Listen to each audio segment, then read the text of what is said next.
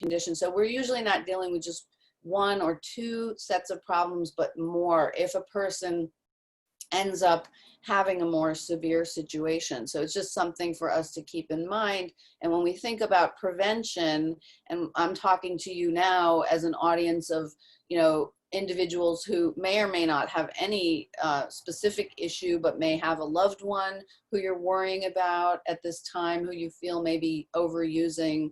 And so I thought that I would move to, and this is a slide that basically shows that the research shows that we have a very strong relationship between PTSD and substance use, and that it really seems that having trauma may lead a person to developing a more severe substance condition. So we really want to try to address and prevent, so that if we know we're under stress, if we know we've been exposed to a trauma, that we take care and do what we can to intervene around that, so that we don't develop or someone else that we love doesn't develop a more severe condition.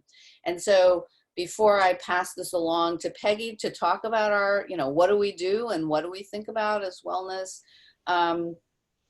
I wanted to just put up, this is from the NIAAA, which is the National Institute of Alcoholism and Alcohol Abuse. And drinking levels have been defined. So what is considered moderate drinking is actually what you might think of as being, well, that doesn't seem that moderate. That seems like very light, but up to one drink per day, and up to two for women, and up to 2 drinks per day for men is the maximum amount that is considered that's an okay level of drinking. Now, each of us may have a different personal decision around whether that seems like too much or too little, but just in terms of a national standard, it's okay for a woman to have 1 drink, and that by a drink, it's an 8 ounce, 5, whatever the percentages of alcohol, 5%, is considered okay. Like, that's healthy. Anything above that is actually considered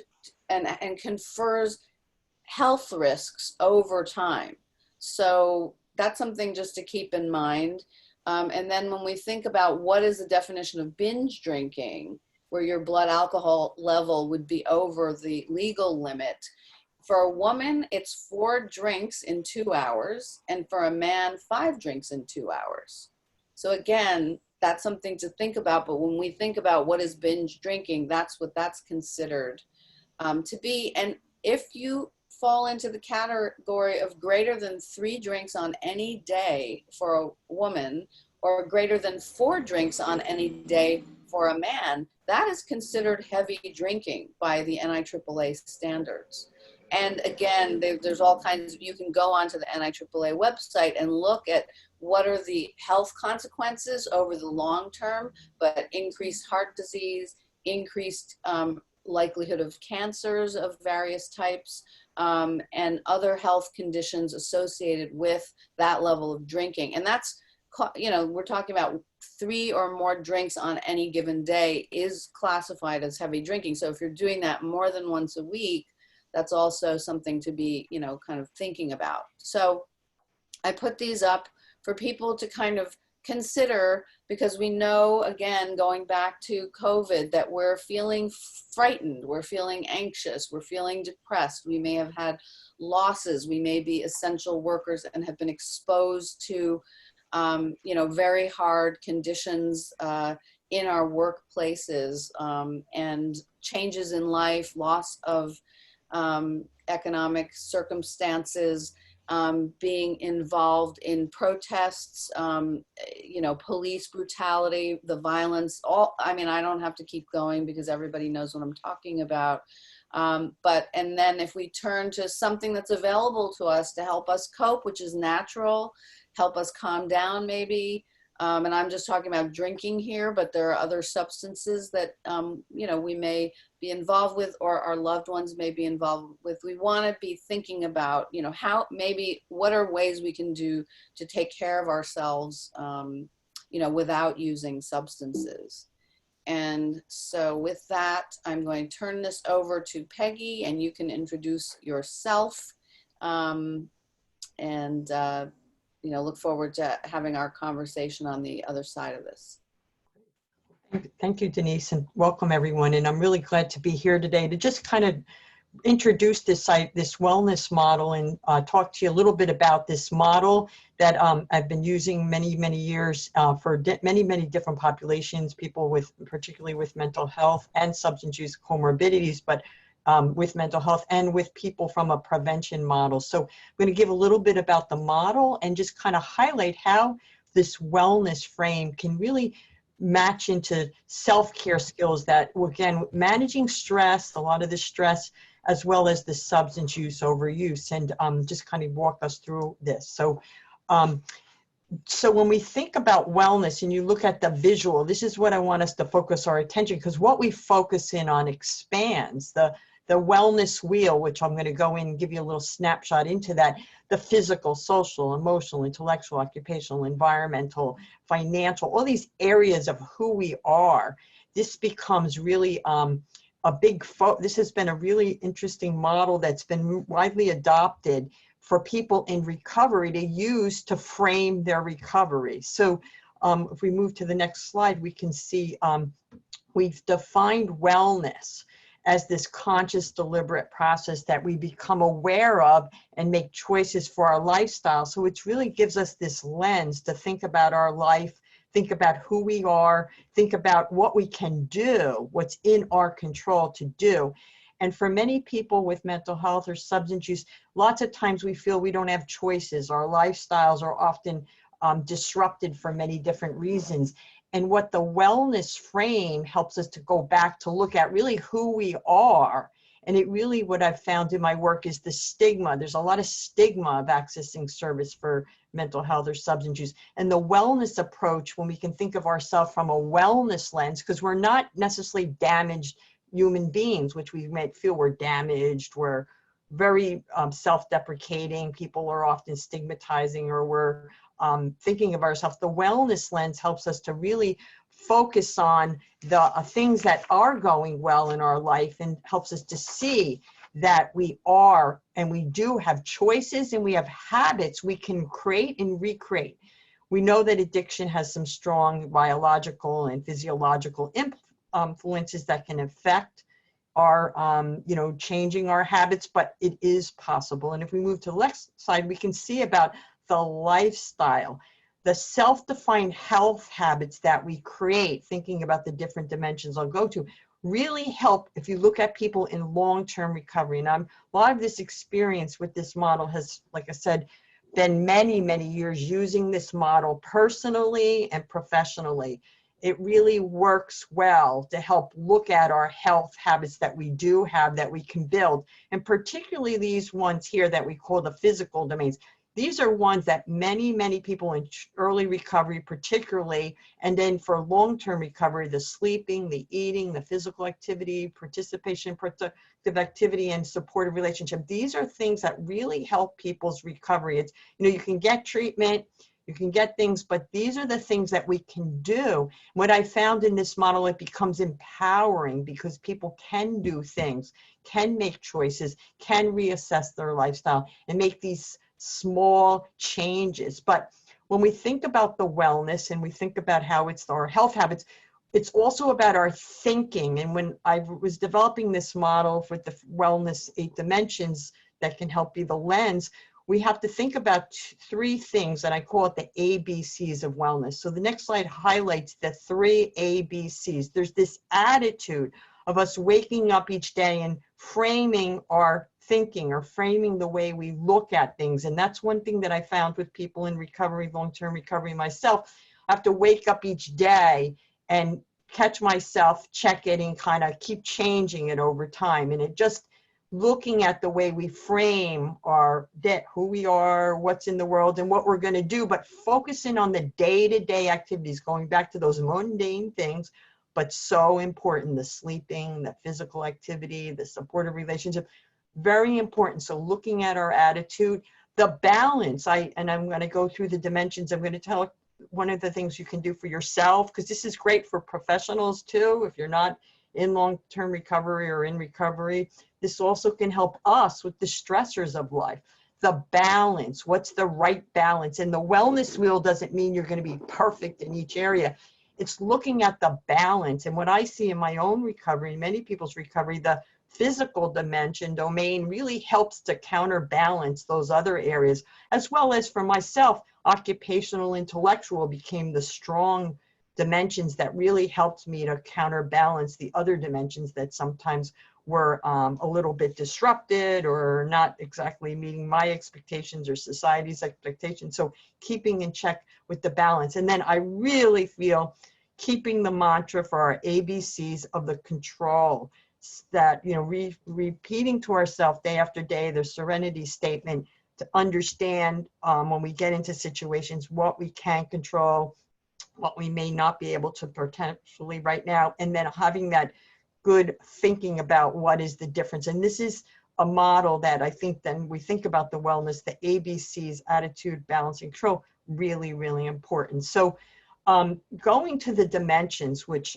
is the next slide. I think this slide didn't come out so great, but it just shows you the different areas that I showed on the first one, and then move to the next one, really highlights the physical domains. These are really, really important ones that we do have a lot of control over, and particularly daily habits and routines.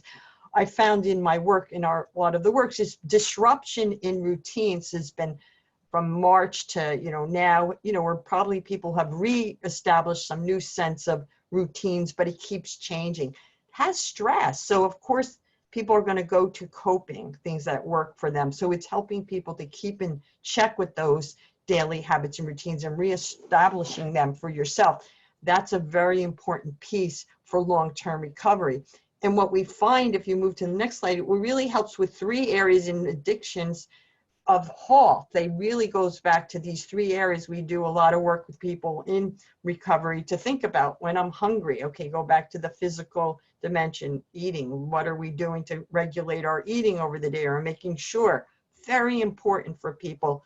What are we doing in terms of our emotions, dealing with those emotions, have something to have those emotions in check. I know for myself, the sleep and rest and regulating routine helps with that.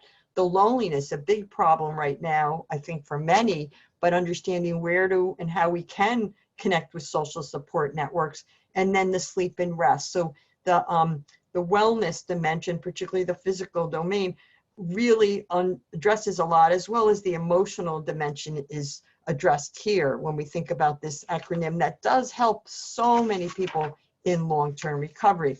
The next slide also, or maybe the next one beyond that one, will be into the other areas. These are things we can do, keeping in mind these things, hydrating, breathing. We're going to go into some of these other self-care things later. Lorraine will highlight on that, some of them.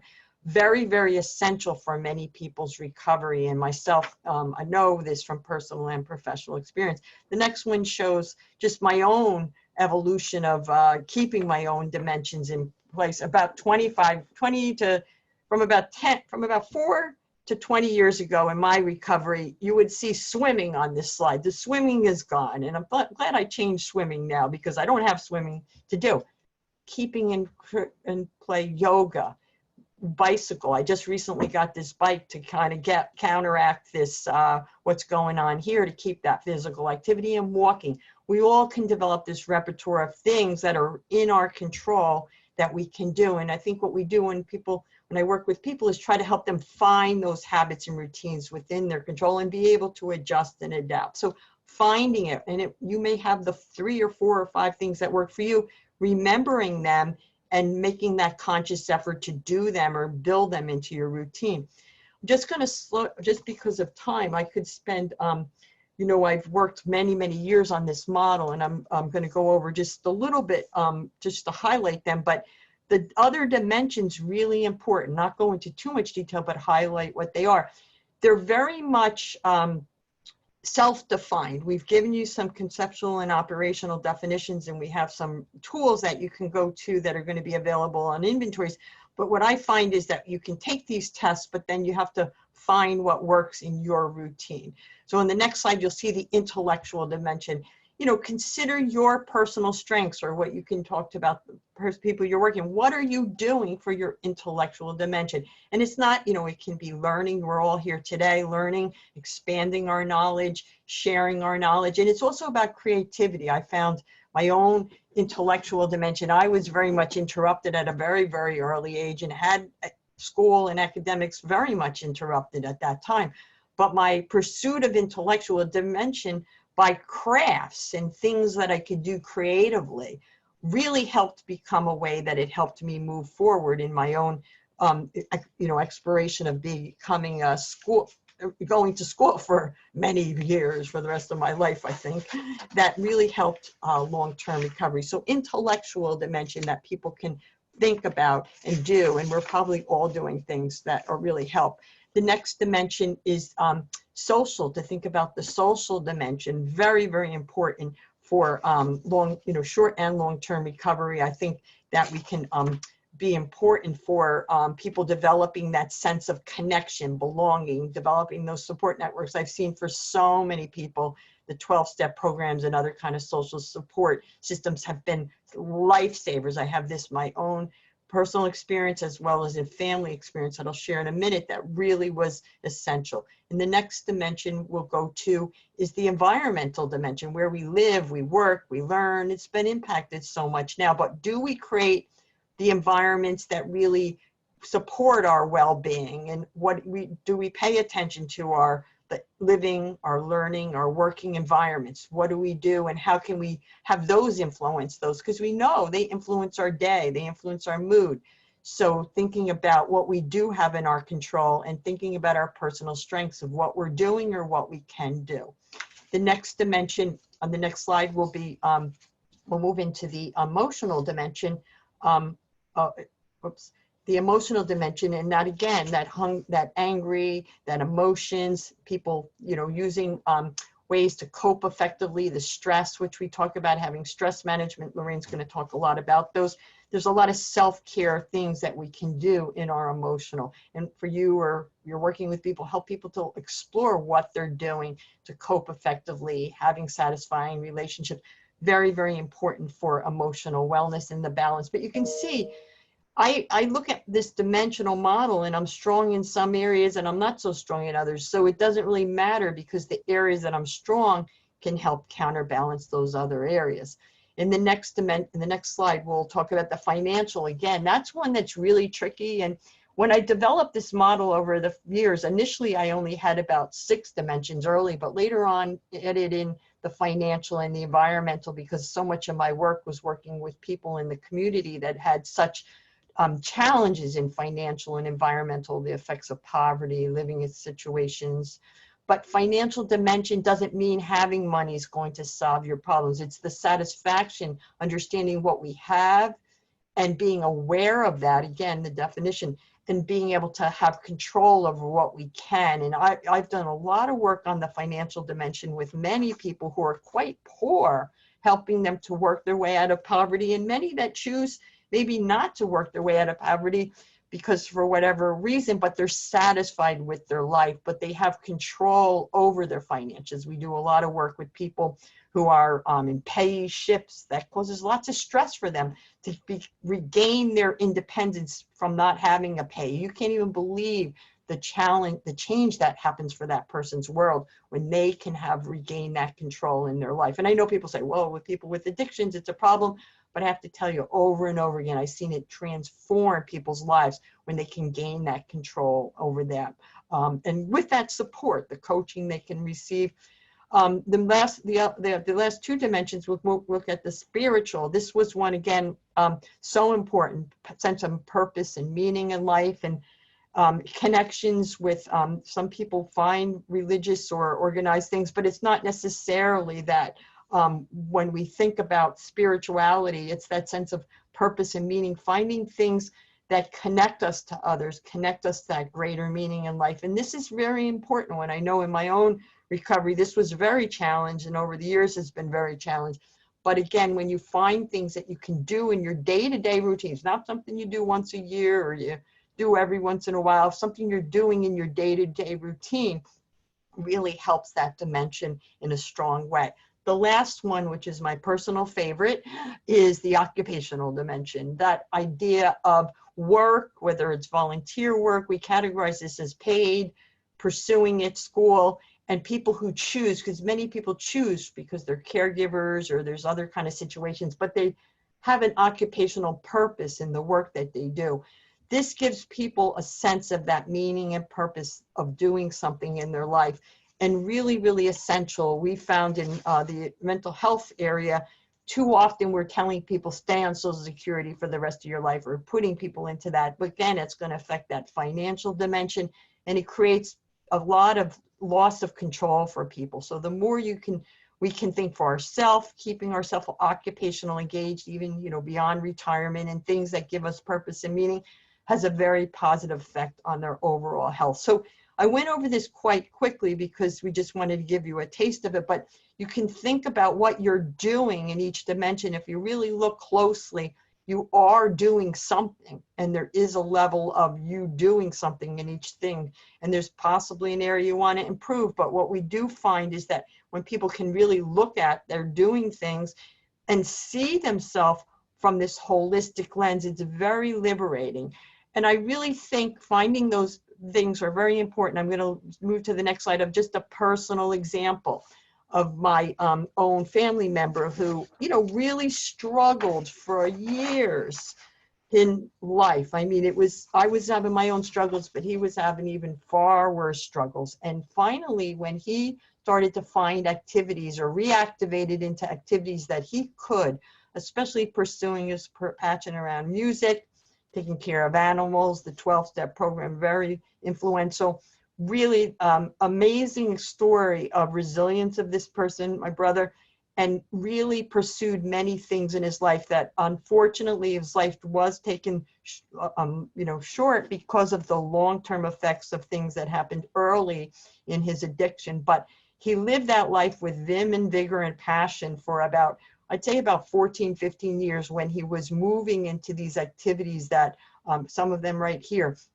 and really helped me a lot. I give him credit for a lot of the wellness model that I've developed, because he really showed me that wellness was possible regardless of having some significant challenges in your life. And there's probably 25 more people I could put up here, and we all probably know people that really who have lived this in their life. So think about this model. That's what we're here. And we're going to move into thinking about the self-care, because he focused on his self-care. In the next slide, I think it got a little cut off, maybe into the next one. What you can do or what you do. Making that list, that to-do, what is on that list? Not the to-do list, the list of what you do. And helping yourself, for ourselves, because this is for self-care, for prevention, or for people that we're working with. Help them to see that on a day-to-day basis, those things. So those are the kind of things that we wanted to highlight in terms of thinking about this wellness model as a framework that could be, really be something to think about in your work or in your life. And we're going to hear a little bit more from Lorraine that really going to highlight how this links to the self-care on many of the things I talked about, and then help you guys to kind of do some self-assessments. Thank you, Peggy. Good morning, everyone, and thank you again for joining us for our presentation. As Denise and Peggy stated, I'm going to go into just a little bit more of the practical piece of self-care approaches. Because time is short, I'm only going to talk about breathing, and then talk about how to kind of like do more with planning, because we all know, we talk about self-care a lot, how important it is and what we should do, but I think sometimes we might fall short with just planning and what that looks like. So I know that you've heard a lot this morning, and so are you stressed yet? Right? It sounds like a lot when we look at all the dimensions. We have so much going on in our lives, and just throughout all the work that I've done, both as a professional, working with clients, but even in our own families, we often talk about, you know, self-care and wellness and what it entails. And sometimes just that in itself is overwhelming. So have you ever asked yourself, like in this next slide, like, yeah, how do I put this into my everyday life? Where do I start? I don't have time to practice self-care. And I love this quote by Sydney Harris: the time to relax is when you don't have time for it. That's our red flag. If you're in a space, whether it's you're working with clients, whether it's for yourself, if you're in a space where you feel like I don't have time for myself to take a look at some of the dimensions that Peggy was talking about earlier, that's a red flag. And that says that there's something that we need to do. So in the next slide, it talks about it starts with us knowing ourselves, right? So what are our strengths and weaknesses? What are you good at or not? Are there things that you should be avoiding? What's working for you? What has been working for you? What's your stress response, right? So when you get stressed, whether it's positive or negative, what is your stress response? And do you need to change that in order to be more successful? Sometimes things are working for us. I hear people say when they get stressed, they might want to, take a nap, go to sleep, but then it might be a distraction for other things they need to get done. And so that might not be a great coping skill. So you might need to change and do something else. Identify your support systems. Sometimes it's individuals, sometimes it's groups. When we're working with clients, we talk about 12 steps. We talk about family members, but also are there things that people connect with like sports or anything in the arts? What are your different support systems? And then give up the superwoman or superman syndrome. When we talk about, what's going on today in today's world, I hear a lot of folks say like COVID-19 had really made and forced a lot of us to just stop and just look at what's going on. Are we doing too much? And sometimes we don't have a choice, right? Even with our clients, I work with many clients who, if they're in recovery, there's so many different areas in their life that they're trying to fix or work on. And so they might need to take a moment and slow down. And that's when we talk about prioritizing, right? And we'll talk a little bit about that later as well. So what are the strategies to help us maintain our well-being? I think one of the first things we need to do is listen and evaluate our self-talk. Earlier, I said, one of the main things that we hear people say is, I don't have the time, right? Or we say things like, I could be doing better with my time, or if I'm not working, or, if I'm not focused on my recovery, then I'm not taking it seriously. What we tell ourselves is so important. Our mind is a powerful thing. So how is your self-talk defeating?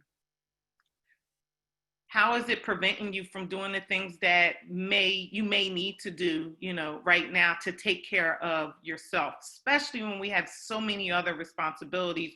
We oftentimes put ourselves on the back burner. Are you consciously replacing what you're telling yourself with things that are more positive? So avoid catastrophizing. That's a big one, especially when we talk about in recovery.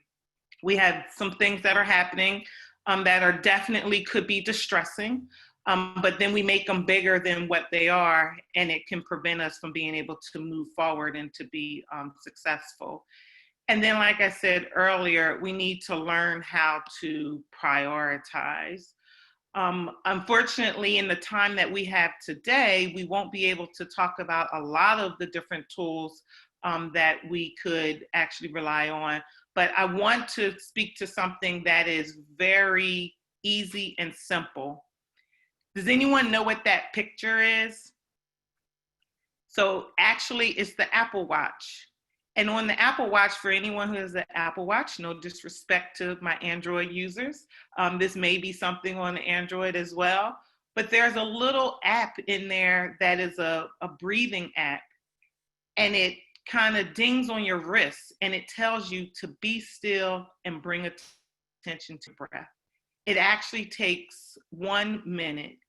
There are so many studies that shows the benefits from just simply paying attention to our breathing.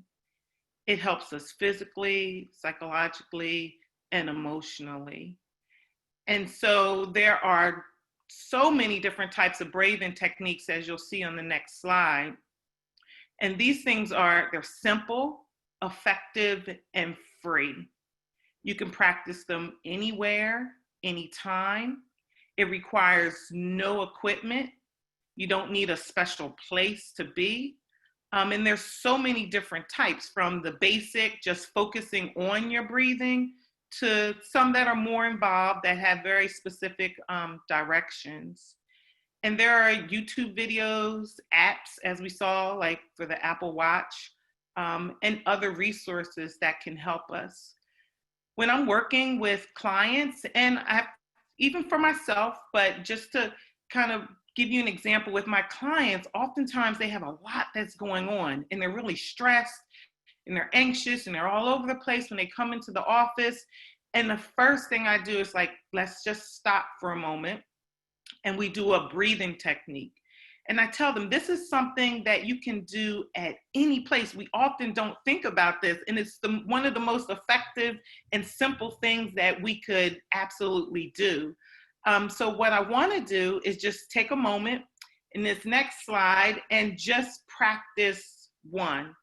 And just a real quick aside, in the previous slide, you saw that I listed a bunch of different breathing techniques.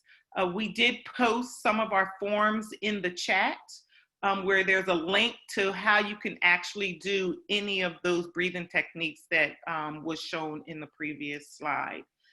So for this one, I just want you to take a minute and just kind of relax. This particular one is called the 4-7-8, or some people call it the relaxing breath. Okay, and what you're going to do is, I want you to take your tongue and you're going to place it against the ridge of the tissue just beyond your upper front teeth. And you're going to keep it there through the entire exercise. So you'll be exhaling through your mouth around your tongue and inhaling through your nose. When you exhale, try pursing your lips slightly. And I know it's going to feel a little awkward, but you want to just purse your lips slightly so that when you breathe out, you're going to make a whoosh sound. And so it doesn't have to be loud or anything, but it's something about the actual sound that helps in this practice. So you're going to close your mouth. Inhale quietly through your nose to a mental count of 4. Then we're going to hold our breath for a count of 7. And then we're going to exhale completely through our mouth, making the whoosh sound to a count of 8. So when you typically do this breathing exercise, you would do it for a cycle of 3, so it would be actually for a total of 4 breaths. So we're going to do it, just for the sake of time, we're going to do it 2 cycles, okay? So when you do this normally, you want to count mentally, quietly, but I'm going to count for you. So let's close our mouth, inhale quietly through your nose for a mental count of 4. 1, 2, 3, 4. Hold your breath for a count of 7. 1, 2, 3, 4, 5, 6, 7, and exhale for 8 with the whooshing sound.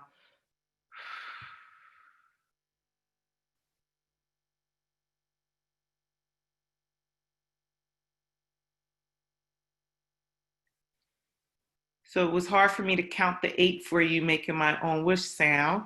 If you found yourself not being able to hold it as long, that's okay. Each time you do it, the practice, it'll get easier. So let's just do one more cycle. Breathe in through your nose for a count of 4.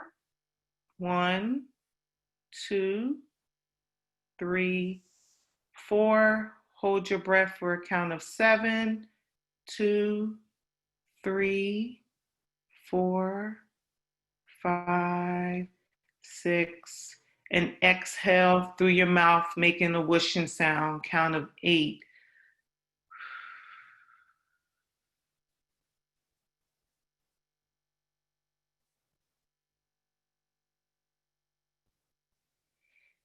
Yes, so typically, again, we would do this for 2 more breaths.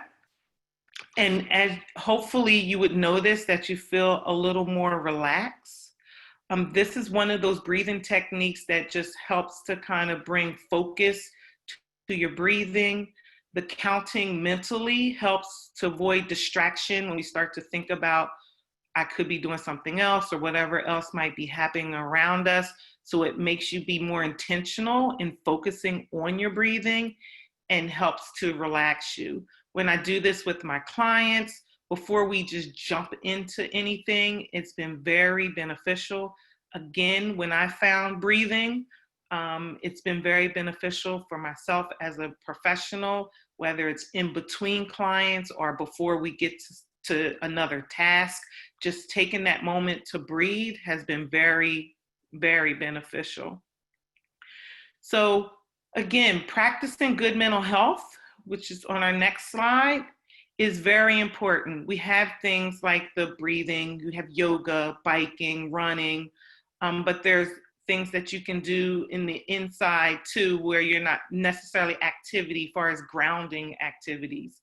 But here's some real quick, simple things as well, like just a sense of humor. We always talk about laughing and how relaxing laughing and just having a sense of humor can be. Positive thinking. And then I think Peggy talked about this earlier, being realistic, right? We're not going to fix or save the entire world. There are things that we might be more good at than some things that we're good at, where other things we might not be.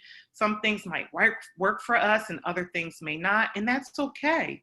So being able to be kind to ourselves is another important piece. And then lastly, get help as soon as you realize you need it. We can give you so many tools. You can practice different tools, but we're all human, right? So sometimes we may need additional help.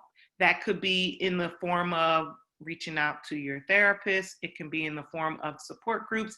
And it also could be in the form of, just revisiting your plan, which we're going to get to next.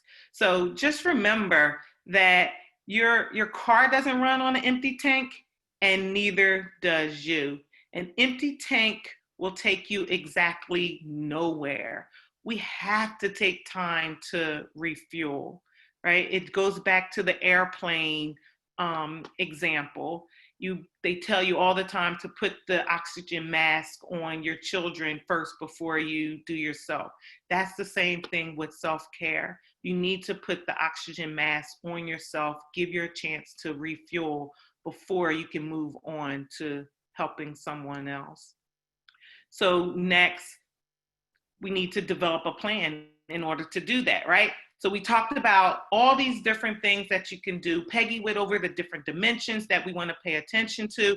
And oftentimes we say, I need to do something different. I'm going to start to implement self-care in our life. And then we wake up the next day and we're back to the grind and the hustle and just trying to make sure we're doing everything that we need to do. And we forgot all about the self-care. A week from now, we're just like, oh man, I said I was going to do this yoga routine, or I was going to implement X, Y, and Z, and it just didn't happen. And part of that is we need to have some type of course of action. We need to prioritize things in our life and make the lifestyle changes, incorporate these healthy choices, and more important, just become a lifelong learner. So how do we do that? We need to make an assessment, right? There's so many different ways that can help us to monitor in our wellness journey. And I think one of the biggest things is you have to decide what's right for you and that you don't overwhelm yourself. So Peggy had talked about it earlier, like you could be strong in 3, 4, 5 areas of those dimensions, and there might be 2 other dimensions that you might need a little bit of work on. That may be where you want to prioritize, right? You don't have to focus on every single thing that is going on right now. Let's be realistic, prioritize, and not overwhelm yourself. I find people when they want to self-care, and me as well, I was like, oh, you know what? I need to start exercising, so I'm going to join the gym and I'm going to be there 5 days a week. I didn't make it 5 days a week. And then it was, I felt bad that I wasn't really invested. I needed to be really realistic in what's going to work for me. So right now I'm going to just real quickly show you a couple of plans that you can use. This one here is my self-care plan, and this is in the forms that we had shared with you guys. It actually lists all of the dimensions, the 8 dimensions that Peggy talked about earlier. And again, you just work on the area that is the priority for you now. So you just set a goal and then you write what those steps may be for yourself. And then you can post this anywhere, right? The second part of that self-care plan is really looking at what are the strengths, what's working for me now. I can keep doing that. And then maybe what are the barriers? What's getting in my way? So we need a plan. I know time was an issue for me. So I really needed to make sure what are the times that were better. I needed a 24-hour gym because I couldn't do the day. I needed to go on those off hours. And so that was something that I was able to plan for. The next form is a wellness planning tool. So this is kind of like an assessment where it's an overall wellness form, and there's about, I think, 6 or 7 pages. But this is something where you can go through and if you want, and look and see where you're at in all those different areas. The next tool is a wellness daily plan. So the original plan that I showed you was just okay, here's my goal and these are the steps that I need to get there. This plan is a little more detailed. There are people who are a little more structured and they need a daily plan where they can actually list out what are they going to do through the 7 days a week. And that doesn't mean you have to do something 7 days a week. And again, it doesn't mean you have to do it in every one of the dimensions. The next one is a personal wellness daily plan. The previous one was blank, where you can fill it in yourself.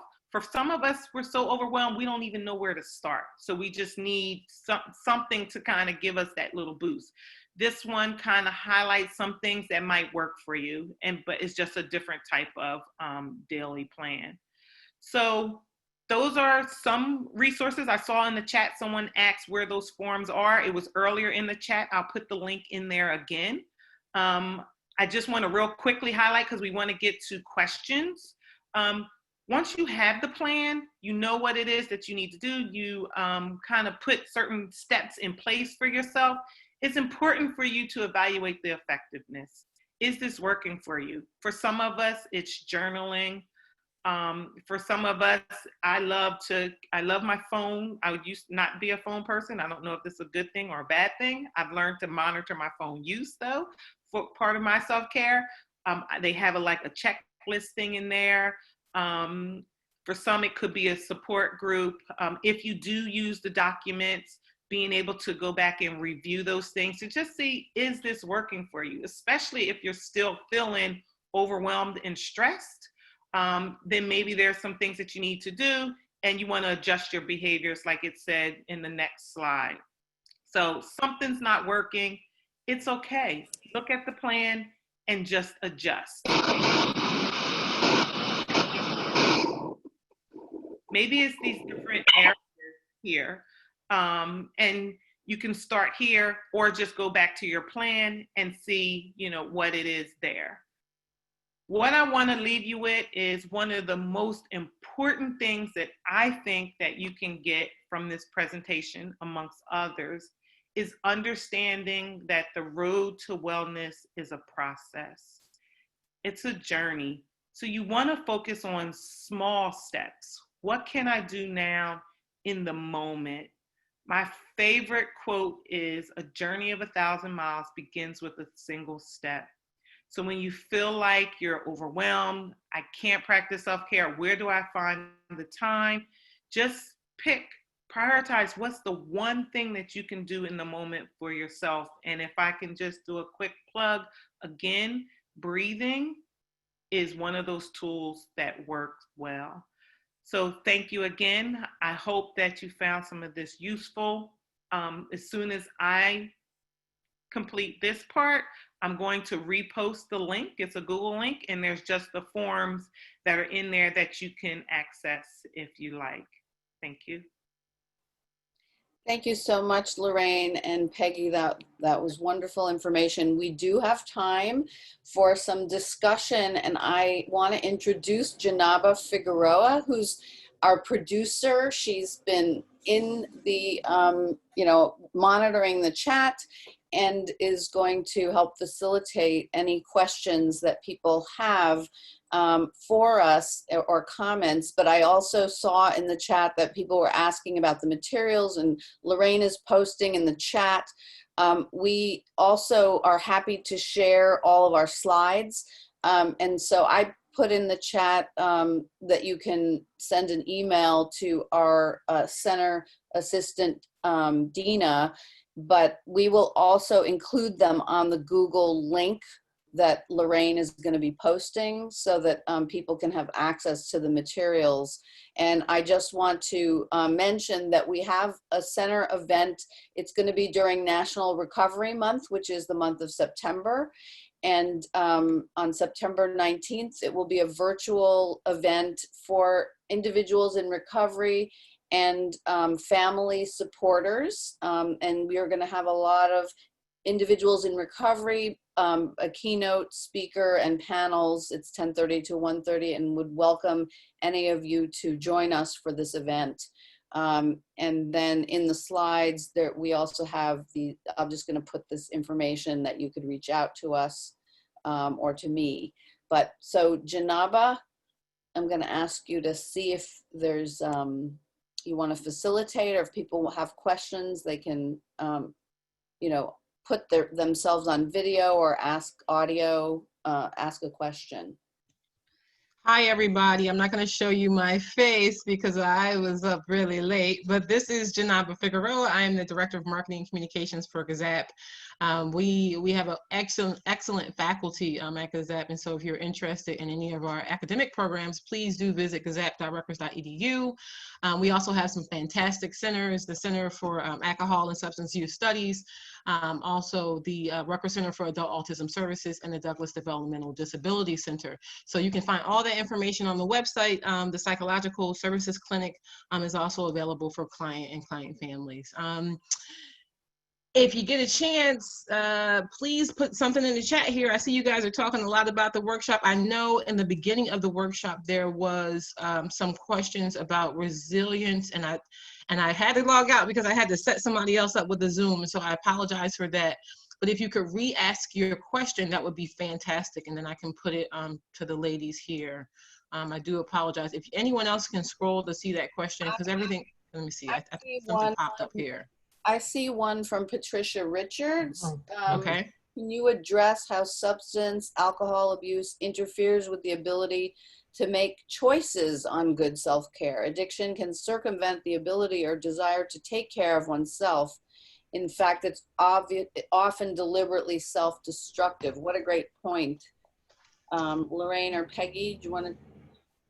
Well, I think it's a good point, and I think people tend to have health habits or lifestyle habits that often are kind of self-destructive or go in the way of it. But I think it becomes around exploration with people, because I think a lot of times people focus a lot on those habits that are destructive and everything. But I think it's having conversations with people. That's what I found using this model. I've helped people to think through and reactivate some basic things. And a lot of times go back to HALT, that hungry, angry, lonely, tired, that really, or keystone skills that really help people. Those are self-care skills, so I think it's helping to remind people. And I think exploring then what personally is important to that person is the way I would say it. But yeah, there's a lot of dysregulation with people when they're under the influence or they get into that habit. But I think sometimes people do know what the right thing to do is or want to do it. So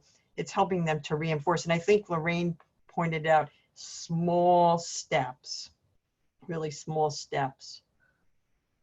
Absolutely. And I would just add, I think sometimes us as professionals as well, we tend to focus more on those self-destructive behaviors that we might see in our clients. And I think if we kind of tweak and reframe how we address them, I agree with Peggy wholeheartedly. They're open and making it realistic for their individual lives. I think it's really important. A great question, yeah. Great. Well, I see that we're out of time, and I don't want to cut into any other presentations, so I think we're going to have to wrap up here. And thank you all for attending, and hope that you have a very productive day. And don't forget to focus on your self-care and to take that time. You guys, Denise, I don't mean to cut you off, but you do have a little bit more time. I have some favoritism issues. So you do have some more time, and I do have a question here. I have a couple of questions in here about resources in Spanish. Did you guys see that? Yeah. You did already? Okay, I'm sorry. And what about the women with alcohol dependence? The question is, does the center have programs for women with alcohol dependence? Our center actually provides referral sources for women. We have a number of us do research and training on addressing issues for women and alcohol dependence. So yes, we're not a treatment center, we're a research and education center. But certainly reach out to us, and we can connect you to a whole referral network that we have of practitioners who do work in this area. And in terms of the Spanish resources, Peggy, is your wellness model? Yes, I can get, we can get some of there has been some of it in the model, and the descriptors are in Spanish. I'll try to get a hold of that, and we'll try to get that out. It's just more of the description of the model. So we can put all that on the same Google Doc link. So you'll be able to find these PowerPoints as well as the self-care plan, and we'll put the Spanish resources up as well. Anything else before we stop? All right. Thank you so much. Have a great day. Thank you, everyone. Thank you, everybody. Thank you for visiting the Beautiful Mind Summit. We appreciate your support and participation. Thank you. Thank you. Very informative. Bye. Bye-bye. Great information. Thank you so much. Thank you. Thank you. Great job, guys. This is Nayland. Awesome. Hi, Nayland. Thank you. I'm going to end this. Okay.